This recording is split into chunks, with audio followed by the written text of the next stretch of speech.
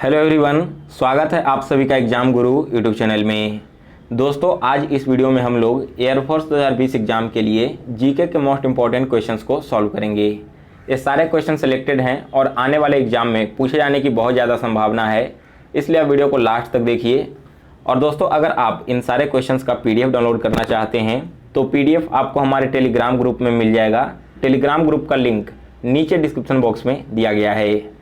Video start करने से पहले दोस्तों, आप सभी से एक छोटी सी रिक्वेस्ट है कि अगर आपने अभी तक हमारे चैनल को सब्सक्राइब नहीं किया है तो इसे अभी सब्सक्राइब कर बेल नोटिफिकेशन को ऑन कर लें, जिससे आगे आने वाली हर एक वीडियो की नोटिफिकेशन आपको मिलती रहे। और चलिए दोस्तों, आज का वीडियो स्टार्ट करते हैं। सो गाइज देखिए, आज का फर्स्ट क्वेश्चन है, त्रिरत्न की अवधारणा किस धर्म से संबंधित है। तो दोस्तों, बिल्कुल ईजी क्वेश्चन है। त्रिरत्न संबंधित है बौद्ध धर्म से, यानी कि सी ऑप्शन इस क्वेश्चन का करेक्ट आंसर है। और दोस्तों, त्रिरत्न में होता क्या क्या है? त्रिरत्न में 3 चीज़ें होती हैं। पहला तो है खुद गौतम बुद्ध, सेकंड नंबर पर आता है धम्म, और तीसरे नंबर पर आता है संघ। संघ करने का मतलब है कि जो फैमिली होती है, एक समाज होता है, इसके बारे में। दोस्तों, यहाँ पर मैं जो भी क्वेश्चंस आपको कंप्लीट करवाऊँगा, इससे रिलेटेड जितने भी इम्पोर्टेंट फैक्ट्स बनते हैं वो मैं आपको वीडियो में साथ ही साथ करवाते चलूँगा।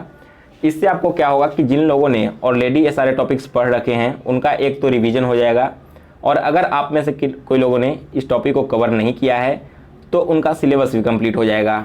जैसे देखो, यहाँ पर मैंने त्रिरत्न की बात की, तो अब सिख, जैन और बौद्ध, इन तीनों धर्मों से रिलेटेड जितने भी इंपॉर्टेंट क्वेश्चन आपके एग्जाम में पूछे जा सकते हैं वो मैं अभी आपको क्लियर करवाने वाला हूँ। तो देखिए, सबसे पहले हम बात करते हैं बौद्ध धर्म की। तो पहला क्वेश्चन आपसे एग्जाम में यही पूछा जा सकता है कि बौद्ध धर्म की स्थापना किसके द्वारा की गई थी। तो आपका आंसर होगा गौतम बुद्ध के द्वारा। यह तो बिल्कुल आसान था। अब सेकंड क्वेश्चन यहाँ से आता है कि गौतम बुद्ध का वास्तविक नाम क्या था। तो उनका वास्तविक नाम था दोस्तों सिद्धार्थ। यहाँ पर इनका नाम आप लोग नोट डाउन करते चलिए। गौतम बुद्ध के वास्तविक नाम थे सिद्धार्थ। थर्ड क्वेश्चन आता है कि गौतम बुद्ध की वाइफ का नाम क्या था। तो दोस्तों, उनकी पत्नी का नाम था यशोधरा और उनके बेटे का नाम था राहुल। तो यहाँ पर दोस्तों जितने भी इंपॉर्टेंट नाम मैंने आपको बताया है, आप सभी लोग जल्दी से नोट डाउन कर लीजिए। इसके बाद देखो, अगला क्वेश्चन आता है कि गौतम बुद्ध को इनलाइटमेंट कहाँ प्राप्त हुई थी, यानी कि ज्ञान की प्राप्ति कहाँ हुई थी।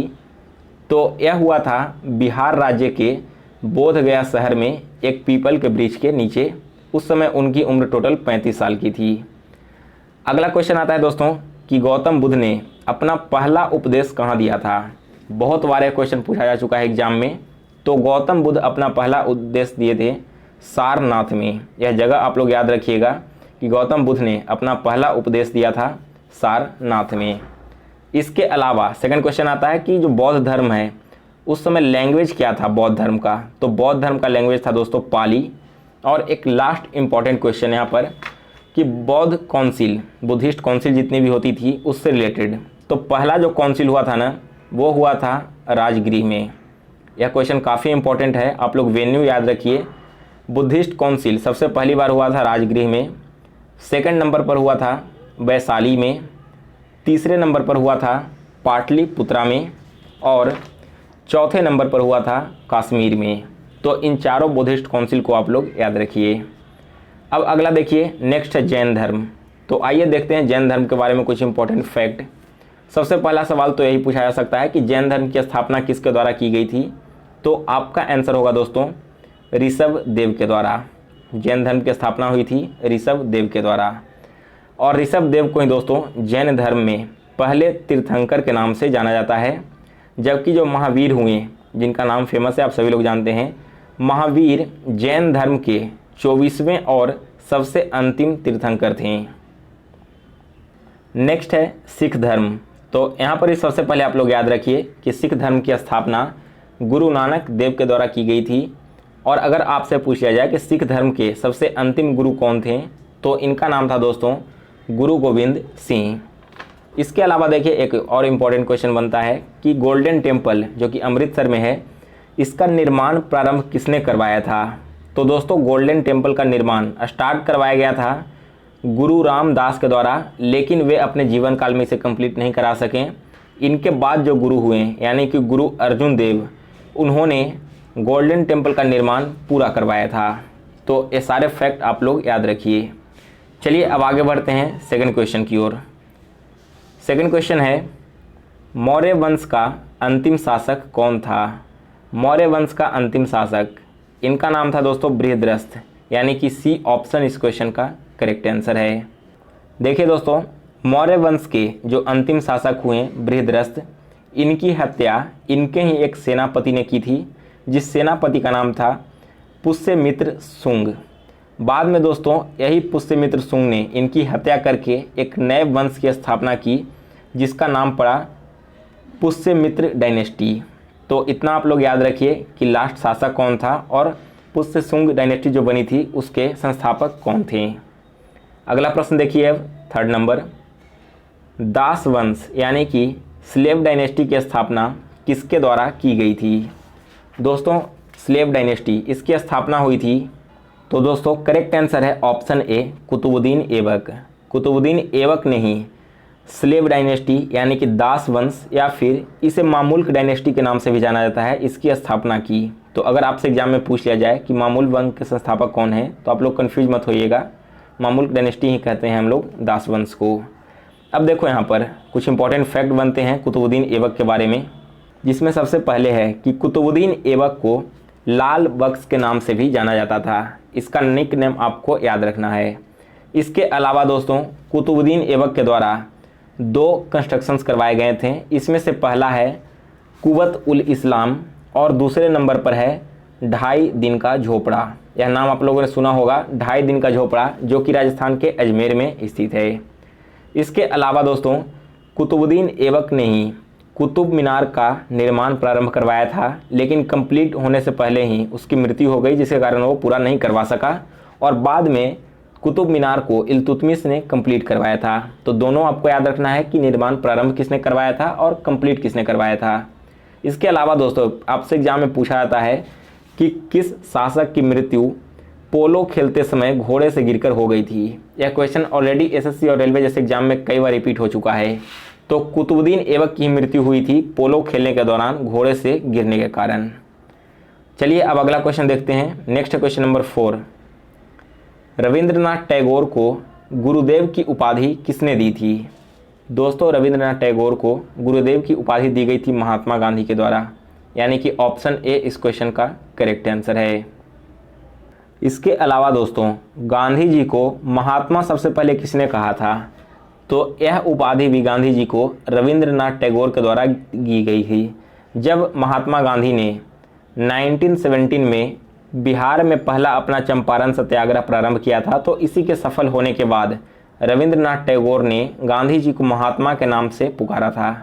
तो दोनों का नाम आप लोग याद रखिए, महात्मा गांधी ने रविंद्रनाथ टैगोर को गुरुदेव की उपाधि दी और रविंद्रनाथ टैगोर ने गांधी जी को महात्मा की उपाधि दी थी। नेक्स्ट है क्वेश्चन नंबर 5, किस अनुच्छेद के तहत जीवन की सुरक्षा प्रदान की गई है? राइट टू लाइफ, यह फंडामेंटल राइट हमें किस आर्टिकल के तहत दिया गया है? तो दोस्तों यह प्रदान किया गया है आर्टिकल 21 के थ्रू, यानी कि बी ऑप्शन इस क्वेश्चन का करेक्ट आंसर है। अब दोस्तों यहाँ पर हम लोग देखेंगे कि चारों आर्टिकल किससे रिलेटेड हैं और जो फंडामेंटल राइट है वो हमारे संविधान में किस अनुच्छेद के तहत आता है और कौन से शेड्यूल के तहत।